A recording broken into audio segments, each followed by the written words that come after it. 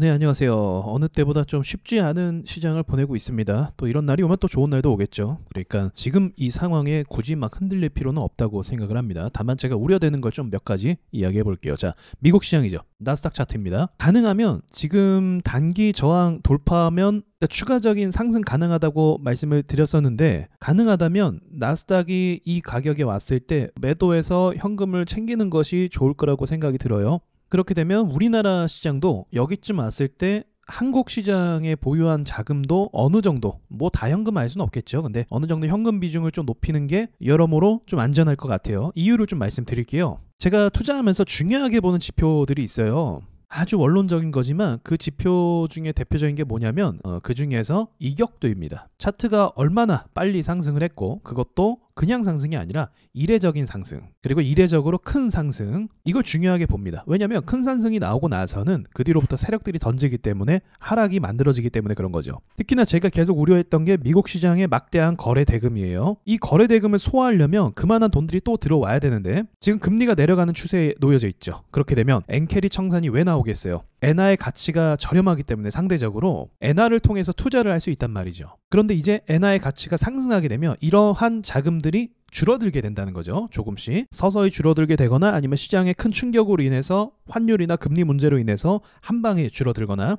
이러한 자금들이 일단 사라진다는 거예요. 그리고 금리를, 고금리 상태가 유지가 됐잖아요. 그래서 고금리 상태를 버틸 수 있는 나라는 미국밖에 없었단 말이죠. 그래서 많은 투자 자금이 미국으로 쏟아졌었고, 더군다나 여기서 AI 기술, 반도체 기술을 중점적으로 증시가 오르기 시작했습니다. 근데 주도주가 꺾인 상황이고, 그리고 자금들이 또 한계에 부딪힌 상황이고, 제가 말씀드렸던 것처럼 여기에서 터진 이 거래량을 소화하려면 이만큼의 돈들이 또 들어와야 되거든요. 주식의 원리는 항상 그렇습니다. 비례를 해줘야 돼요. 근데 이러한 돈의 규모가 다시 들어올까? 이게 물음표가 뜬다는 거죠. 더군다나 지금 미국과 중국 간의 패권 전쟁이 다시 한번 시작이 됐잖아요. 오늘 좀 안 좋은 기사가 나왔어요. 중국이 양보할 마음이 없다라는 그런 기사예요. 그래서 투쟁만이 살 길이다 라고 얘기하는 거죠. 앞으로 어떻게 하겠다는 거예요? 미국의 협상 테이블에 나가지 않겠다는 거예요. 결국 두 나라는 협상할 수밖에 없죠. 왜냐면 서로 잃을 게 많거든. 근데 지금 당장은 그럴 필요가 없다는 거죠. 왜냐면 중국이 과거에요, 2017년도에 트럼프 행정기 1기가 들어왔을 때, 그때 중국이 무역전쟁을 통해서 엄청나게 두들겨 맞았어요. 그래서 1차 무역 합의를 이뤄냈습니다. 그러니까 강제적으로 미국의 공물을 사주는 법에 사인을 한 거예요. 그러니까 백기를 들었다고 볼 수 있는 거죠. 그리고 나서 이제 2차전 가는 찰나에 트럼프가 재선에 실패한 거죠. 중국에게는 기회죠. 왜냐면 중국이 이런 꼴을 당한 다음에 우리 10년 동안 미국의 제재를 벗어날 수 있는 내수 시장을 기르자라고 목표를 잡고 거기에 엄청난 투자를 쏟기 시작했습니다. 그리고 나서 이 내수 시장으로 활성화된 경제가 거의 완성되려고 하고 있어요. 지금 완전한 건 아닌데 어느 정도는 완성이 되고 있어요. 그렇게 되면 미국의 제재에서 많이 벗어나는 상황이 발생하게 된다는 거죠. 그러니까 지금 양보하지 않겠다, 투쟁만이 살 길이다, 이렇게 배짱 부릴 수 있는 이유가 그러한 근거에 있다고 보시면 됩니다. 그리고 사회주의의 특성상 많은 사람들이 굶든 어쩌든 배고프든 힘들든 상관 안 하죠. 본인들이 갈 길을 간단 말이에요.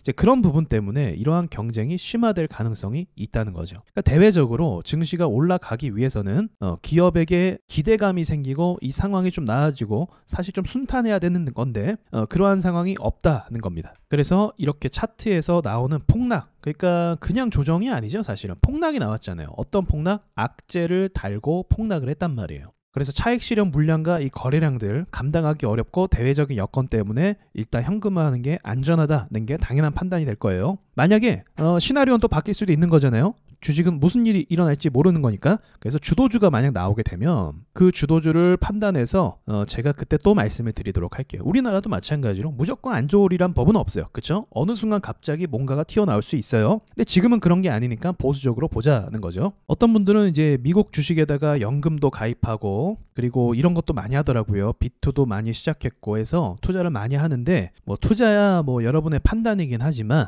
상황을 조금 더 객관적으로 볼 필요도 있을 것 같아요. 미국 주식은 최고야 라고 얘기하면서 제가 미국 주식에서 좀 안 좋게 얘기하면 이제 반발하시는 분들도 계시거든요. 그런 분들은 그냥 가져가셔도 사실 상관은 없습니다. 투자는 본인이 판단하는 거니까. 그리고 수익 나면 또 본인이 좋은 거니까 제 의견은 참고만 하시면 될 것 같아요. 이제 그런 생각도 있을 수도 있죠. 어쨌든 트럼프가 금리를 빠르게 내리려고 하는데 금리가 빠르게 내려가면 주식이 상승했던 기업들이 있단 말이죠.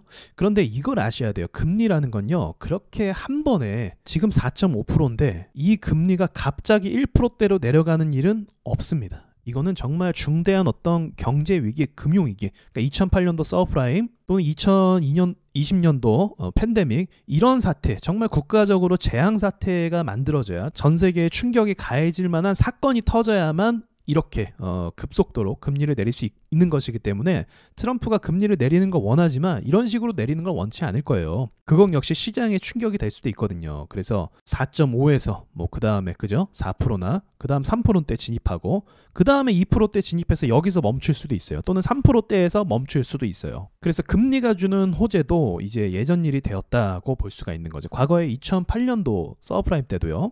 이때 당시에도 이러한 충격이 왔기 때문에 금리를 굉장히 빠른 속도로 내려서 미국의 금리가 0%대에 유지됐던 적도 있습니다. 0.25%를 거의 수년 동안 굉장히 오랫동안 유지했어요. 그래서 증시를 이제 받쳤다고 볼 수 있는 거죠. 유동성을 통해서 공급을 받은 거죠. 그리고 최근도 마찬가지죠. 최근도 팬데믹 이후에 금리를 0%대까지 내려서 경제를 부양했는데, 이때 문제가 뭐냐면 이전부터 사실 제로 금리를 유지하다 보니까 달러의 가치가 엄청나게 의심을 받고 있었어요, 이미. 그리고 2020년도에도 달러를 2차 세계대전만큼 찍어냈었죠. 엄청나게 찍어냈고 바이든은 그 이상으로 또 찍어냈고, 그러니까 이때만 돈을 푼 게 아니라 바이든이 정권을 잡고 있을 때 2024년도까지도 돈을 계속 풀었었어요. 엄청난 돈들을 계속 찍어낸 거예요, 무한정으로. 이제서야 흔들리고 있죠. 트럼프가 정권 잡으니까. 사실 트럼프가 정권 안 잡아도 이 신뢰가 언제 무너져도 이상하지 않을 어떤 트리거만 있으면 그런 상황이었는데, 이제 트럼프가 워낙에 또 이제 강경한 모습들을 많이 보이다 보니까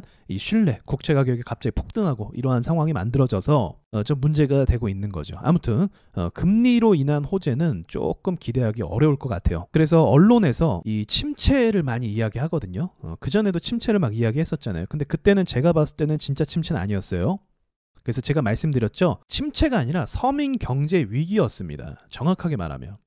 그러니까 부자들은 잘 살아요. 왜냐하면 부동산 많이 올랐잖아요. 부동산이 뭐 침체라고 해서 본인들이 침체라고 얘기했지만 반토막 났습니까? 아니거든요. 부동산 가격 계속 유지가 됐었거든요. 그러니까 부자들은 더 부자가 된 상황이고, 침체가 아니라 서민 경제가 굉장히 힘들어진 거죠. 고금리 때문에. 이자 부담이 2배가 돼서 쓸 수 있는 돈을 쓸 수가 없는 그런 상황이 만들어졌던 거죠. 그래서 정확하게는 그런 표현은 아닌데 지금은 이제 침체라고 인정할 수밖에 없을 것 같아요. 진짜 침체라고 말씀드릴 수 있는 거죠. 이제는 침체예요. 왜냐하면 그 부자들이 있는 대기업들이 앞으로 힘들어질 거니까. 관세 때문에, 환율 때문에, 이 두 가지 때문에 앞으로 힘들어질 겁니다. 그리고 계속적으로 중산층을 밀어내는 상황이었거든요. 그러니까 서민경제 위기가 중산층까지 도달을 했고, 이제 소비해줄 사람들이 없는 거죠. 쉽게 말하면 기업들이 만든 물건들을, 그러니까 소비가 얼어붙어서 대기업들도 이제 매출이 쪼그라드는 그런 상황이 만들어지게 되는 거, 자연스럽게.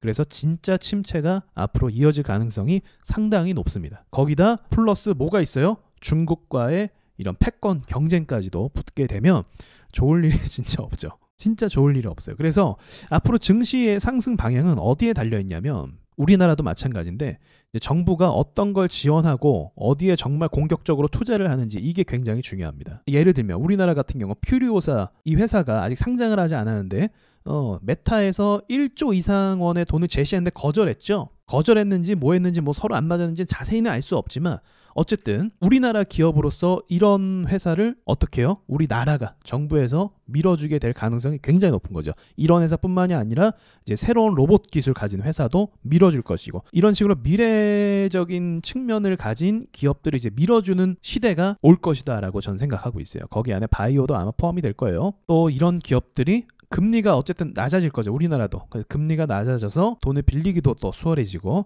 이제 이런 흐름으로 좀 바뀔 겁니다. 그러나 지금 당장은 주도주가 눈에 보이지 않기 때문에 세력들이 어디까지 밀어낼지, 이게 미지수예요. 저는 가능하면 보합을 갔으면 좋겠어요. 저번에도 말씀드렸지만 내려간다고 좋은 건 아니에요. 고통스럽잖아요. 그렇죠? 그래서 보합 흐름으로 가서 어느 정도 가격을 지켜주고 그 다음 소형주들이 좀 치고 올라가는 그런 그림이 가장 이상적이지 않을까 생각은 들어요. 그러나 지금 당장은 이 충격 때문에 좀 흔들릴 수 있을 것 같다고 생각이 듭니다. 자, 오랜만에 시황 영상 말씀드리고요. 좋은 저녁 되시고 이상 마치도록 하겠습니다.